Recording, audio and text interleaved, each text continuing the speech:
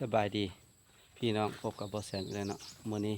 เอ็ดบังลันหาตะแล้วเนาะเลยสิเอาไปลองใส่เบิ่งว่าสิมานบ่หรือบ่มานนี่บังลันเฮาก็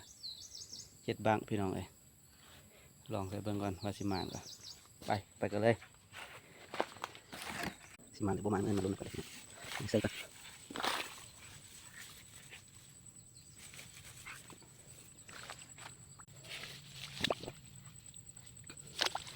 เอาลุ้นกันลงมือว่าสิมานหรือบ่มาน